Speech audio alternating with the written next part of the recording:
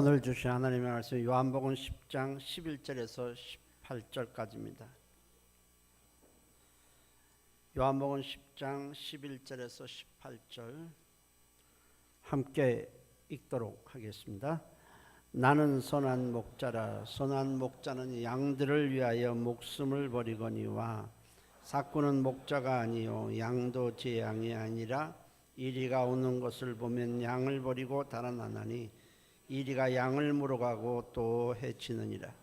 달아나는 것은 그가 삭군인 까닭에 양을 돌보지 아니함이나 나는 선한 목자라. 나는 내 양을 알고 양도 나를 아는 것이 아버지께서 나를 아시고 내가 아버지를 아는 것 같으니 나는 양을 위하여 목숨을 버리노라. 또 이 우리에 들지 아니한 다른 양들이 내게 있어 내가 인도하여야 할 터이니 그들도 내 음성을 듣고 한 무리가 되어 한 목자에게 있으리라. 내가 내 목숨을 버리는 것은 그것을 내가 다시 얻기 위함이니 이로 말미암아 아버지께서 나를 사랑하시느니라. 이를 내게서 빼앗는 자가 있는 것이 아니라 내가 스스로 버리노라. 나는 버릴 권세도 있고 다시 얻을 권세도 있으니 이 계명은 내 아버지에게서 받았노라 하시니라. 아멘. 기도합니다. 하나님께서 한 사람 한 사람의 마음을 붙드시고 한 사람 한 사람의 여건과 환경과 건강을 주셔서 이곳까지 오게 하셨습니다. 저 또한 하나님의 말씀을 대언하기 위해 하나님께서 여러 가지로 저를 준비시켜 세웠습니다. 이렇게 우리가 한 자리에 모여 있지만 하나님께서 한 사람은 한 사람을 사랑해서 이 자리로 오게 하신 것은 예배를 통해서 말씀을 통해서 하나님의 사랑을 깨닫고 알고 믿도록 하기 위함입니다. 오늘 말씀을 통해서 우리 자신을 돌아보고 하나님의 사랑을 깨닫고 우리의 삶이 변화되고 하나님과 함께하는 축복된 삶이 되도록 인도해 주시옵소서. 예수님의 이름으로 기도했습니다. 아멘. 같이 해볼까요? 스스로 버리노라. 우리는 믿음이 어린아이에 머물러 있지 말고 계속 자라야 합니다. 어린아이는 무엇을 제대로 선택하지도 못하고 알아서 행동하지도 못합니다. 알려줘도 자꾸 잊어버려요. 선택을 하고 행동할 수 있는 의지와 힘이 절대로 부족합니다. 때문에 옆에서 일일이 어린아이는 돌봐줘야 되고 때로는 강제성을 띠기도 합니다. 그러나 장성하면 좀 스스로 선택하고 스스로 행동을 하게 됩니다. 공부하라, 무엇을 해라, 계속 그래야만 한다면 어린아이고 좀 스스로 알아서 하면은 장성한 자입니다. 신앙도 똑같아요. 처음에 교회 오면 어린아이와 똑같아서 무엇을 어떻게 해야 하는지 전혀 몰라요. 겉으로 육체는 나이가 들었는데 하나님의 말씀을 모르기 때문에 영적으로는 아주 갓난아기고 어린아이와 같습니다. 그래서 교회 와서는 제일 중요한 게 말씀을 배우는 겁니다. 말씀을 배우는 것보다 더 중요한 것은 없습니다. 말씀을 모르면서 내가 그냥 이렇게 하면 좋겠다, 이렇게 하면 더 좋을 것 아닌가 해서 행동하게 되면 오히려 하나님의 뜻과는 반대로 행하게 되고 일을 그르치게 되는 거예요. 그리고 처음에 온 사람들은 하나님의 뜻을 모르니까 옆에서 계속 이끌어줘야 합니다. 성장할 때까지. 그러나 믿음이 좀 성장하면 하나님 우리와 함께 하시는 성령님의 도우심으로 스스로 선택하고 결정하고 행동하게 됩니다. 성령님은 우리가 하나님의 뜻대로 행동하고 선택하고 행동할 수 있도록 도와주시는 겁니다. 우리가 언제까지나 교회 나온 지 오래됐는데도 기도하십시오, 봉사하십시오, 성경 공부하십시오. 언제까지 해야만 되겠습니까? 본문에서 예수님은 내가 스스로 버리노라 했습니다. 누가 강요하는 것도 아니고 잃어버리는 것도 아니고 빼앗기는 것이 아니라 내가 스스로 자원해서 버린다, 이렇게 말씀을 하셨습니다. 잃어버린다고 하는 것은 내가 몰라서, 생각이 짧아서 정신을 딴 데 두고 있다가 잃어버리고 나서는 아차 하는 거예요. 돈을 잃어버렸습니다. 젊음을 다 잃어버렸어요. 젊음이라는 세월을 살았는데 가만 보니까 다 잃어버렸어요. 뭔가 한 게 없어요. 그러면서 후회를 합니다. 그때 알았더라면, 그때 내가 정신을 차렸더라면 내가 이렇게 살진 않았을 텐데 합니다. 어떤 사람은 어렵게 돈을 모아서, 힘들게 돈을 모아서 집을 샀더니 그 다음 달부터 집값이 곤두박질 떨어집니다. 이것도 잃어버린 거죠. 어떤 남자가 사막을 지나가다가 요술램프를 발견했어요. 이게 진짜인가 가짜인가 궁금해서 요술램프를 살살 문질러 봤습니다. 그랬더니 펑 하고 요정이 나타나더니 요정이 말을 하는 겁니다. 주인님, 저를 부르셨습니까? 한 가지 소원만 말씀하셔야 합니다. 딱 한 가지. 그러면 제가 꼭 이루어지도록 해드리겠습니다. 한 가지 소원만 들어준다 그러니까 갑자기 머리가 복잡해져요. 왜 이렇게 소원이 많은지, 갖고 싶은 것도 많고 하고 싶은 것도 많고 어디 가고 싶은 것도 많고. 근데 이 남자가 총각이거든요. 야, 이거 한 가지만 말하라고 그러니까 어떡하나. 돈? 여자? 결혼? 이렇게 말하는데 요정이 갑자기 주인님 알았습니다 하더니 이거 소원을 들어주겠습니다. 그래서 돈 여자하고 결혼했대.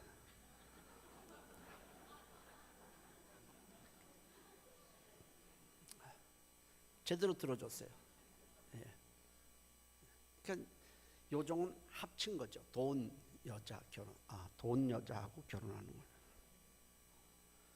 근데 지금 이렇게 얘기해도 뭔 소린지 몰라서 하고 있는 사람은 진짜 돈 사람입니다.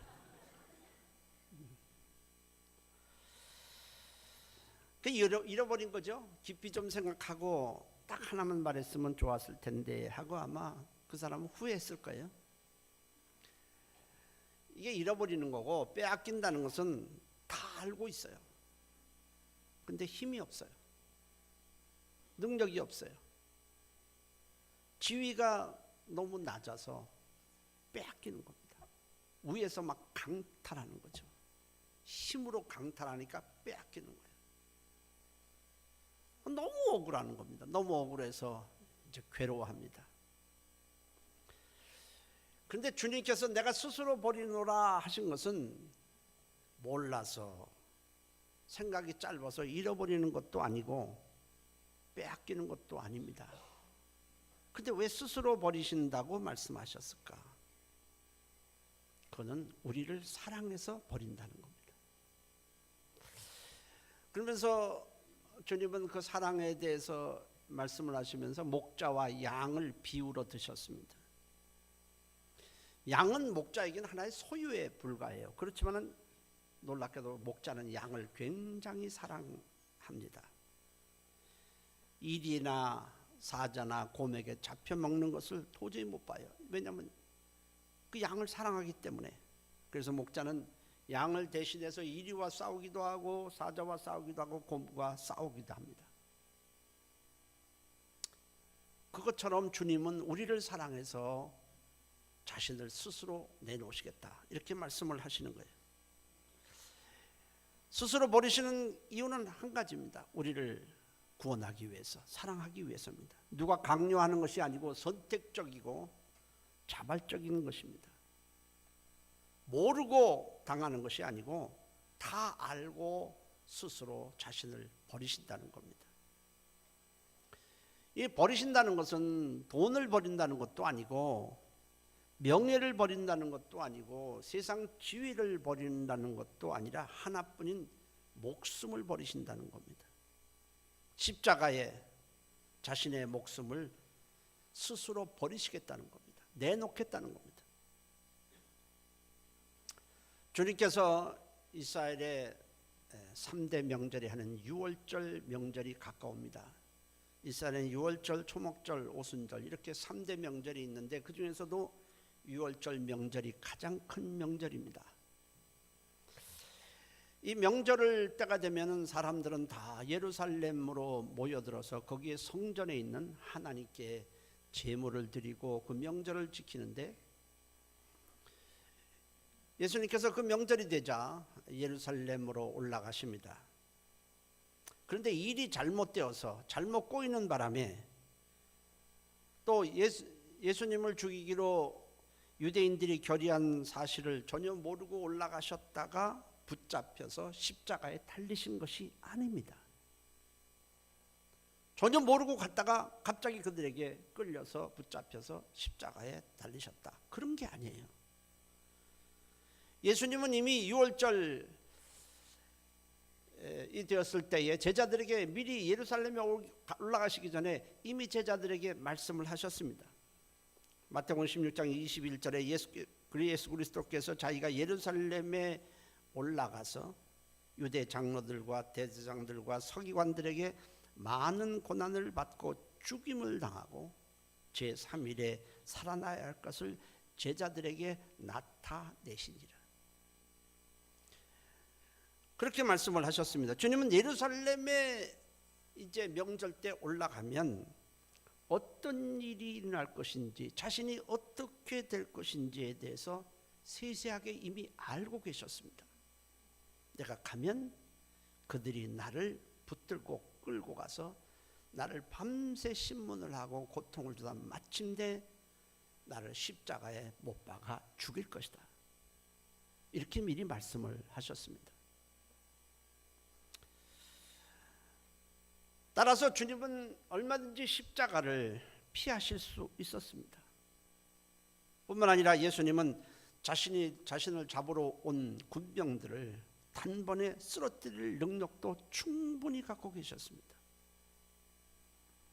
그것은 예수님이 잡히실 때의 상황을 봐서도 단번에 알 수 있습니다. 예수님은 하나님의 아들로서 사람의 몸을 입고 오신 분이십니다.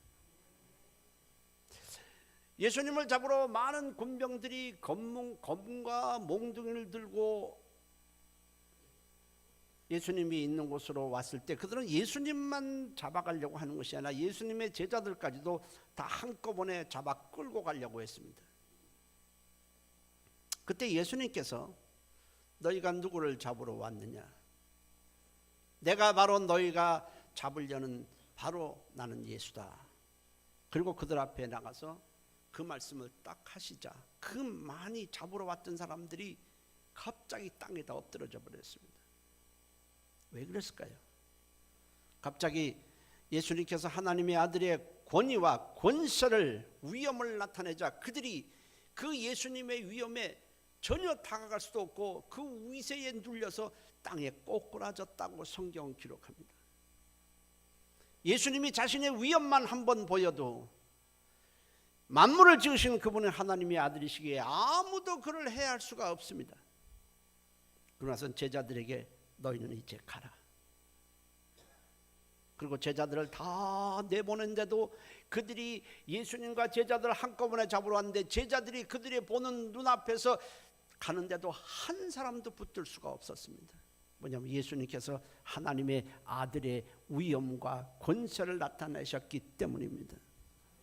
다 가신 다음에 이제 때가 됐으니 너희들이 나를 끌고 가도 좋다 하셨습니다. 실제로 예수님은 갈릴리 바다에 엄청난 파도가 밀었을 때도 잠잠하라 한마디에 그 파도가 힘을 잃고 잠잠해졌습니다. 죄 없으신 하나님의 아들이 이 땅에 사람을 입고 오셨지만 그분의 본질은 하나님이십니다. 누가 예수님을 때리고 죽이고 십자가에 못 박을 수 있겠습니까? 때문에 예수님은 얼마든지 그들에게 끌려가서 고초를 당하고 십자가에 죽지 않을 수 있는 능력과 권세를 갖고 있었습니다. 그러므로도 스스로 자원해서 십자가에 자신을 내놓으셨습니다. 모든 것을 다 아시고 그분이 그 길을 선택하신 것입니다. 십자가의 죽으심으로 인해서 앞으로 펼쳐질 일이 얼마나 크고 얼마나 영광스러운가를 이미 아셨기 때문에 그렇습니다. 여러분, 사람에게 가장 중요한 것이 뭐겠습니까? 목숨일까요? 목숨이 가장 중요할까요? 과연 그럴까요? 아닙니다, 여러분. 목숨이 제일 중요한 것이 아니에요. 사는 것보다, 목숨을 부지하는 것보다 더 큰 것은 얼마든지 있습니다. 우리가 하나님으로부터 죄를 속죄받아 의롭게 되는 것이 사는 것보다 큽니다. 속죄받지 못하고 목숨을 부지하다가 그 목숨이 끝나면 그 영혼은 멸망의 길로 갑니다. 죄를 속죄받는 것이 더 크고 하나님으로부터 의롭다 함을 받는 것이 더 크고 진리가 더 크고 영생이 더 크고 예수를 구세주로 믿는 믿음이 목숨보다 더 크고 천국이 더 큽니다. 하나님과 원수 사이로 살면서 목숨을 부지해봤자 그 사람은 심판받을 것에 불과합니다. 하나님과 원수되고 불화하는 것보다 하나님과 화목하는 것이 목숨보다 훨씬 큽니다. 그 큰 것을 위해 작은 것을 버리는 자가 지혜자요 인생의 성공자입니다. 마태복음 19장에 보면 한 부자 청년이 영생을 얻기 위해 예수님께 나왔습니다. 그 사람은 청년이요 부자요 고위 관직에 있었습니다. 소위 세상에서 가질 수 있는 모든 것을 다 갖췄습니다. 근데 예수님은 그 부자 청년에게 영생을 얻기 위해서 자기에게 나온 그 부자 청년에게 둘 중에 하나를 택하라 이렇게 말씀을 하셨습니다. 당시 유대 사회에서는 예수를 믿게 되면 그 사회에서 출교를 당합니다. 물론 관직에서 박탈을 당합니다. 관직이 박탈당하고 그 다음에 재물을 다 잃게 되었습니다. 당시의 유대 사회에서 그랬습니다. 때문에 주님은 나를 믿고 따르면 영생을 얻게 될 것이다. 그러나 반면에 너는 재물을 잃게 될 것이다. 관직이 박탈될 것이다. 이렇게 말씀을 하셨습니다. 나를 믿고 따르면 영생을 얻지만은 너에겐 잃는 것이 있다는 거예요. 반대로 네가 재물을 지키고 세상의 관직을 계속 유지하고 하려고 한다면 나를 믿고 따를 수도 없고 영생을 얻을 수도 없다. 때문에 너는 영생이냐 재물이냐 한쪽을 택해야만 한다고 말씀을 하셨습니다. 이 부자 청년은 영생에 대한 갈망도 있고 세상에서 잘 되고 싶은 갈망도 있었습니다. 이 둘 중에 하나의 갈등을 일으킵니다. 부자 청년은 주님의 말씀에 근심하고 갈등을 합니다. 자, 내가 세상에서 쌓아올린 이 명예, 이 고위직, 이 재물을 내가 포기하고 예수님을 믿고 따르면서 영생을 얻을 것이냐, 아니면은 내가 영생을 놓는 한이 있더라도, 영생을 잃어버리는 한이 있더라도 이 재물과 세상의 이 고위직을 내가 계속 유지할 것이냐, 갈등할 수밖에 없었습니다. 갈등하고 근심하고 이맛살을 찌푸리고 있다가 그는 결국 재물을 택하게 됩니다. 그리고 예수님을 떠남으로 영생을 포기한 미련하고 어리석은 자가 되었습니다. 마태복음 19장 22절에 그 청년이 재물이 많음으로 이 말씀을 듣고 근심하며 가니라 했습니다. 그가 성경에 기록된 지가 오래됐으니까 그가 죽은 후에 얼마나 가슴을 쳤겠습니까? 지금까지 가슴을 치고 통곡하고 있을 것입니다. 내가 그때 하나님의 아들 예수님을 내가 만났는데 영원한 생명을 내가 얻고 천국에서 영광을 누리며 세세토록 살 그 기회가 내게 주어졌는데 내가 재물을 포기할 수 없어서, 사람들로부터 따돌림을 받는 것이 싫어서, 내가 그 고위관직에서 내려오는 것이 너무 싫어서 내가 영생을 포기했었구나. 그래서 내가 여기 지금 이 고통을 받고 영원히 내가 멸망할 자가 되었구나. 지금도 고통스러워하지 않겠습니까? 여러분, 목숨을 부지하는 것만이 좋은 것은 아니에요. 옳은 것도 아니에요. 더 큰 것을 위해서 우리는 목숨까지라도 스스로 버릴 수 있어야 하는 것입니다. 주님은 더 큰 것이, 자신의 목숨보다 더 큰 것이 무엇인가를 아셨기 때문에 스스로 버린다고 하셨습니다. 뜻을 포기한 것이 아니라 뜻을 세우기 위해서, 그 뜻을 이루기 위해서 목숨을 버리셨습니다. 자신을 버리시는, 스스로 버리시는 뚜렷한 목적이 있고 이유가 있고 자신이 버리셔야 할 그 대상이 분명했습니다.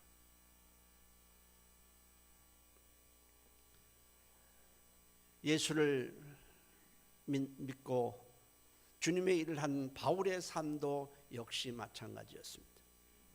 빌립보서 2장 17절에 너희 믿음의 재물과 섬김 위에 내가 나를 전제로 드릴지라도 나는 기뻐하고 너희 무리와 함께 기뻐하노라.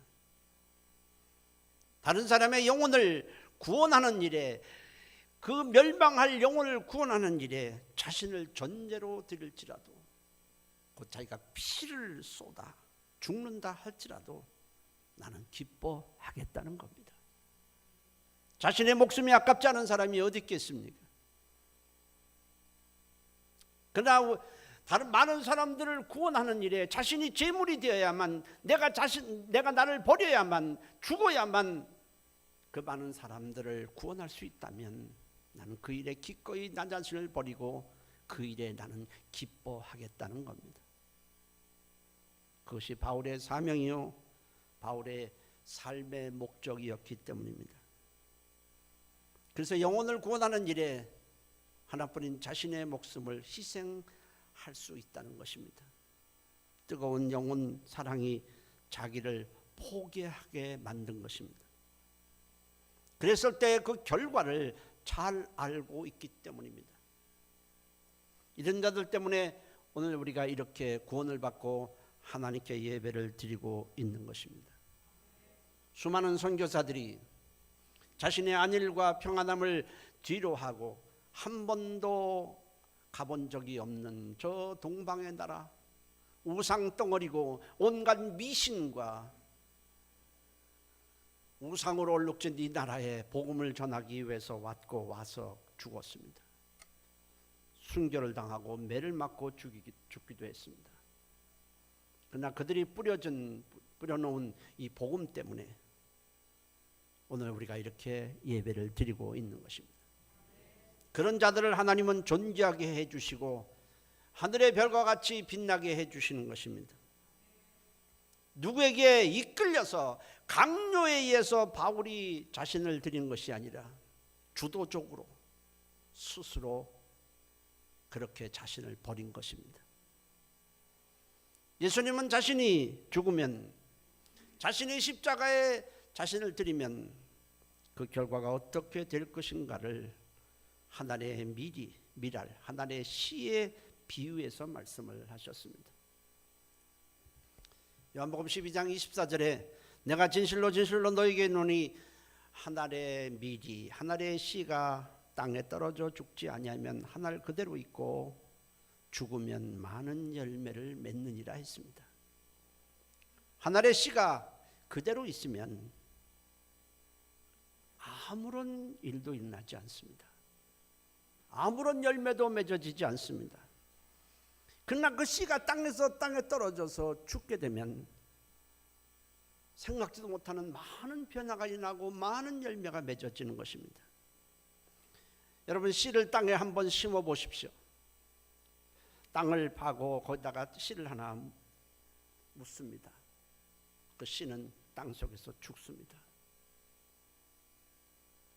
흔적도 없어집니다. 씨가 땅에 심어준 후에 한번 얼마 있다가 그 땅을 한번 파보십시오. 씨는 형체도 없습니다. 다 공중분해가 됐어요. 다 그 모양을 찾을 수도 없어요. 다 부서지고 다 찢어졌습니다. 씨가 어떻게 생겼는지 알 수도 없어요. 씨의 흔적도 없이 완전히 다 죽었습니다. 그런데 얼마 후에 보니까 싹이 나고 줄기가 생기고 잎이 생기고 열매가 맺어집니다. 하나의 씨는 이미 소멸이 된 것 같았는데 그 씨 하나가 땅 속에서 죽었을 때에 자기는 흔적도 없이 다 없어졌지만 그로부터 엄청나게 많은 열매를 맺게 된 것입니다. 오래전에 외국의 타임지에 실린 내용입니다. 3000년 된 미이라를 해부해 봤습니다. 제가 애굽에 있는 박물관을 가보니까 거기는 너무 미이라도 많고 뭐 너무너무 귀한 게 너무 많아요. 그런데 그걸 다 박물관 안에 전시를 못해요. 그 밖에 막 있어요. 그런 거 하나만 갖고 와도 난 부자 되겠구만. 3000년 된 미이라를 이제 다 이렇게 뺏겨내고 해부를 하는데 그런데 시체의 손에 씨가 몇 개가 이렇게 주어져 있었습니다. 3000년 됐잖아요. 그래서 그걸 가지고 혹시나 하고 땅에다 심었더니 싹이 나기 시작하는 거예요. 그러고 나서는 좀 부실하지만은 열매까지 맺어지는 겁니다. 이게 참 놀랍습니다. 3000년이 지났는데 그 씨가 자라는 거예요. 심겨졌을 때 싹이 나고 열매까지 맺어졌다는 겁니다. 여기서 생각할 것이 하나 있어요. 죽은 사람의 손에 들어있는 밀알은 썩지도 않고 열매도 맺지 못합니다. 그러나 그것이 손에 주어져 있는 그 씨가 땅에 떨어져서 썩어서 죽으면 싹이 나고 열매를 맺는 것입니다. 예수님은 거기다가 자신을 비유했습니다. 내가 그대로 여기 있다면, 내가 그대로 십자가에 내가 내 자신을 죽지 아니하고 그런다면 아무런 일도 일어나지 않는다. 내가 죽으면 마치 씨처럼 땅에 심겨지면 많은 구원의 열매가 맺어질 것이라는 겁니다. 예수님은 내가 죽어야만 너희가 생명을 얻고 구원을 받는다라고 이미 말씀을 하셨습니다. 여러분, 하나님이 주신 사명을 위해 사는 사람에게는 참 기쁨이 있고 보람이 있고 참 행복이 있습니다. 낯선 이국 땅에 가서 참 가난하고 그렇게 어렵게 사는 사람들을 향해 선교하는 사람들을 보면 우리는 고생한다고 이렇게 생각을 해요. 참 고생만 하는구나. 아니, 한국에 있으면 잘 나갔던 사람이 왜 이러지? 한국에 있었을 때는 이 사람이 괜찮게 살았는데 왜 이국 땅에 와서 이렇게 고생을 하지?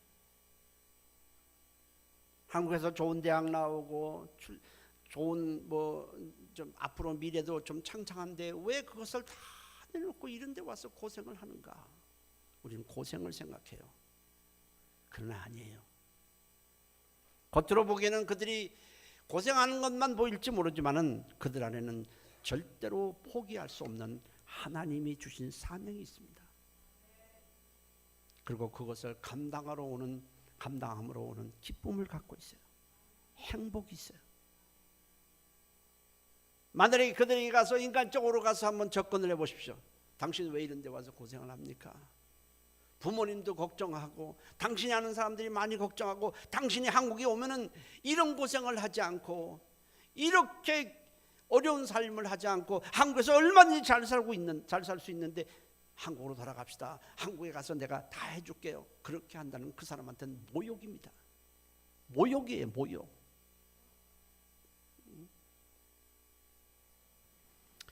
사도 바울이 뭐라 그럽니까? 너의 믿음을 위해서. 사도 바울이 어떤 사람입니까? 유대 사회에서 잘 나가던 사람이에요. 바리새인 중에 바리새인, 고위관직에 있었고 당시에는 일반 사람을 꿈꾸지도 못한 로마 시민권까지 획득한 사람이에요. 그 사람에게는 사실 부러울 것이 하나, 온통 남이 부러워할 것들만 가득합니다. 근데 예수 만났어요. 예수님이 자기를 살리기 위해 십자가에서 죽으셨다는 사실을 알았을 때 그는 충격을 받았습니다. 그래서 바울은 너희의 믿음을 위해서, 너희가 구원을 받는 일에 대해서 내가 나를 제물로 드릴지라도 나는 기뻐한다 한 것 같은 그 기쁨이 선교사들 안에 있어요. 그 기쁨을 그들은 갖고 있고 그들이 남이 모르는 참 행복과 참 보람을 갖고 있습니다. 주님도 싫고 주님을 섬기는 것도 싫고 봉사하는 것도 싫어서 이리저리 피해만 다니는 사람들에게는 이런 기쁨과 참 행복은 없습니다. 여러분, 인생에 후회하는 것이 왜 후회합니까? 왜 사람들이 인생을 후회하는 것입니까? 인생의 후회가 어디서부터 오는가? 한 가지뿐입니다. 주님께 자신을 드리지 않기 때문에 후회하는 겁니다. 주님께 시간을 드리지 않고 물질을 드리지 않고 마음을 드리지 않기 때문에 인생을 후회하는 거예요. 다른 이유가 없어요. 주님께 나를 드리면 절대로 인생을 후회하지 않습니다. 여러분, 사람이 죽을 때에 내가 돈을 더 많이 못 버는 것이 한탄스럽다, 그런 사람 없어요. 내가 좀 더 고위직에 올라간 것이 하지 못한 것이 너무 후회스럽다, 이런 사람 없어요. 내가 공부도 하지 못한 것이 후회스럽다, 그런 사람은 없습니다. 왜 인생을 후회합니까? 내가 잘못 살았다는 겁니다. 세상 많은 돈을 가졌던 사람이라도, 재물을 가지고 최고위직에 올랐던 사람이라도 하나님께 자신을 드리지 못한 사람은 반드시 인생을 후회하게 돼 있어요. 전도서에 보면 솔로몬 왕 얘기가 나옵니다. 솔로몬 왕은 세상에서 전도서에 보면 자기가 갖고 싶은 것을 다 가져봤다고 했어요. 그리고 자기가 누리고 싶은 것들을 다 누려봤다고 했어요. 자기가 해보고 싶은 것을 하나도 자기가 이것을 절제하지 않고 다 해봤다고 했어요. 그는 왕이에요. 왕에다가 갖고 싶은 거 다 가져보고 누리고 싶은 거 다 가져보고 해보고 싶은 거 다 해봤다고 했어요. 그러면서 전도서 시작은 그런데 모든 것이 헛되도다. 이것이 다 바람을 잡으려는 것 같고 내 영혼에 이것이 무엇이 유익한가? 그렇게 말합니다. 우리가 그토록 이것만 더 있었으면 좋겠다, 이것만 더 있었으면 좋겠다, 돈을 더 가졌으면 좋겠다, 우리 가정이 조금 더 편안했으면 좋겠다. 여러분, 인생을 후회하게 됩니다. 그러면서 솔로몬 왕이 깨달은 게 뭡니까? 사람의 본분과 사람의 참된 가치는 하나님을 예비하고 하나님의 말씀을 따르는 것이다. 이렇게 결론을 내줍니다. 우리가 때가 되면 언젠가 다 인생을 마감할 텐데 그때 후회하지 않는 인생이 되려면 우리는 주님께 나를 드려야 합니다. 그것만이 영원한 가치가 있습니다. 우리는 예수님의 십자가를 생각할 때마다 주님의 고통을 생각합니다. 얼마나 그분이 고통을 받으셨을까. 머리에는 가시관이 씌워져 있습니다. 제가 이스라엘에 가서 그 가시를 한번 봤어요. 도대체 여기 가시 그러는데 도대체 가시 한번 봅시다. 그랬더니 가시를 갖고 오는데 가시가 이만해요. 그래서 제가 부러뜨리려고 암만 했는데도 안 부러져요. 도저히 부러뜨릴 수가 없어요. 손으로는 절대로 못 부러뜨립니다. 아주 날카로운 가시, 그 가시를 여기다가 얹힌 게 아니라 그냥 머리에다 박은 겁니다. 피가 흘러나오죠. 6시간 동안의 십자가에 물 한 모금 마시지 않고 거기 달려있으니 혓바닥이 입천장이 다 붓습니다. 밑에선 조롱하고 침을 뱉고 욕하고 저가 하나님의 아들이라면 십자가에서 내려오지 왜 저렇게 달리고 있는가. 그래서 우리는 예수님의 십자가를 보면서 그분이 그 채찍에 납덩어리 가는 채찍이 말해서 이 갈비뼈가 부서지면서 이 고통 그 속에서 6시간 동안 달려있는 예수님의 생각하면서 그분의 고통과 그분이 당한 그 수치를 생각합니다. 그렇지만은 예수님은 십자가를 지실 때 자신에게 자신이 당할 고통을 이미 다 하셨습니다. 그렇지만 육체의 고통보다는 그로 인해서 자신이 십자가의 죽으심으로 인해서 앞으로 펼쳐질 기쁨을 보았습니다. 자신이 인류의 죄를, 우리의 죄를, 인간의 죄를 다 짊어지고 지셨을 때, 죽으셨을 때, 이 죄값을 대신 치를 때 수많은 사람들이 예수님으로 말미암아 죄가 속죄받는 것을 보고 기뻐하셨습니다. 미리 보셨어요. 하나님의 뜻이 자신으로 이루어지는 그것을 미리 보셨습니다. 그로 인해서 수많은 사람들이 하나님을 만나고 하나님을 예배하고 구원을 받고 천국에 이르고 하나님의 자녀 될 것을 그분은 미리 보시고 기뻐하셨습니다.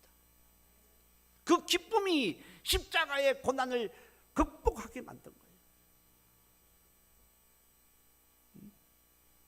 자신이 부활해서 하늘 보좌에 앉으실 것을 이미 보시고 기뻐하셨다고 성경은 기록합니다. 히브리서 12장 2절에 그는 그 앞에 있는 기쁨을 위하여 십자가를 참으사 부끄러움을 개의치 아니하시더니 하나님 보좌 우편에 앉으셨느니라. 예수님은 자신의 죽으심, 우리 죄를 저주를 다 짊어지고 죽으셨는데 자신의 죽으심과 부활하심을 통해 수많은 사람들이 죄를 다 속죄받고 영생을 얻고 하나님의 자녀가 될 것을 미리 바라보셨기 때문에 십자가의 부끄러움과 고통을 개의치 아니하시고 자원해서 스스로 자신을 버리셨습니다. 내가 목숨을 얻기 위하여 내가 목숨을 버림이라 하셨습니다. 돈을 버리는 것이 아니라 하나밖에 없는 목숨을 버리시는 것입니다. 그럴 때에 부활이 있고 수많은 자들이 구원을 받는 것을 아셨기 때문입니다. 그것이 자신이 이 땅에서 오신 목적이고 사명인 것을 아셨기 때문입니다. 그 사명이 죽음보다 더 컸습니다. 장차 자신의 죽음으로 인해서 수많은 사람들이 구원을 받는 그 기쁨이 십자가의 고통보다 더 크셨다는 겁니다. 우리는 무엇을 위해서 살아갑니까? 어떤 것이 나에게 더 큽니까? 요한복음 10장 18절에 이를 내게서 내 목숨을 내게서 빼앗는 자가 있는 것이 아니라 내가 스스로 버리노라. 나는 버릴 권세도 있고 다시 얻을 권세도 있으니 이 계명은 내 아버지에게서 받았노라. 여러분들은 나에게 구원을 주시고 생명 주신 주님을 위해서, 주님이 핏값으로 세우신 교회를 위해서, 지옥에 갈 영혼을 구원하는 일에 여러분들은 무엇을 내놓으시고 무엇을 버리시겠습니까?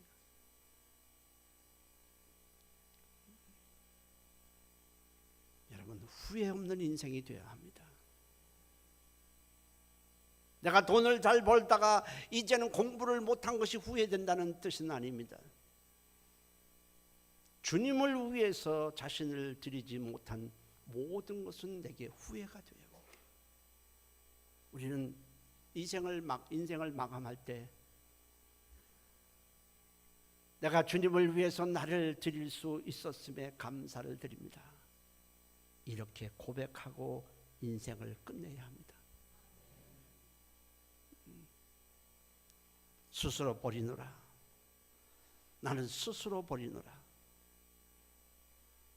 주님을 위해 자신을 스스로 버리는 우리의 삶이 되시기를 주의 이름으로 축원합니다. 기도합니다. 통성으로 기도합니다. 하나님, 후회 없는 인생 되려면 주님께 나를 드리는 수밖에 없습니다. 여전히 우리는 후회 가서 후회할 것을 위해서 살고 있지는 않은지 돌아보게 하시고, 하나님, 내 인생이 값진 인생, 바울과 같은 기쁨이 있는 인생, 참 보람된 인생이 되도록 우리 스스로를 버리는 삶이 되도록 도와주옵소서. 우리 다 같이 한 목소리로 통성으로 기도합니다. 살아계신 하나님 고맙습니다. 우리도 십자가를 지고 자신을 좀 드리는 삶이 되도록 도와주옵소서. 이래서 못하고 저래서 못하고 이리 피하고 저리 피하고 하는 후회스러운 인생이 되지 않도록 하나님이 도와주옵소서. 주님 스스로 버리셨고 바울도 스스로 버렸고 수많은 사람들이 스스로 자신을 버렸습니다.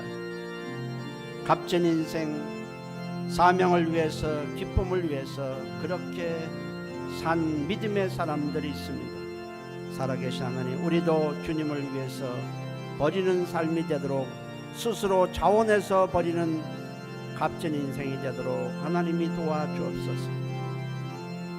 살아계신 하나님, 우리는 결국 선택의 기로에 있고 선택하며 살아갑니다. 무엇을 위해서 우리에게 시간을 드릴 것인가?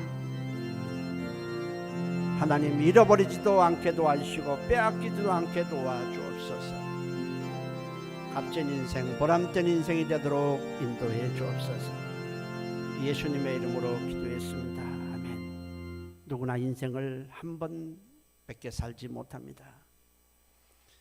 우리가 이쪽을 위해서 드릴 때 이쪽은 좀 손해볼 수 있습니다. 살아계신 하나님, 우리가 무엇을 위해서 내 자신을 드릴 것인가? 누가 내게서 강요하는 것도 아니고, 누가 나를 빼앗는 것도 아니고, 잃어버리는 것도 아니라 주님을 위해서 스스로를 드리는 값진 인생이 되도록 도와주시옵소서. 예수님의 이름으로 기도했습니다. 아멘.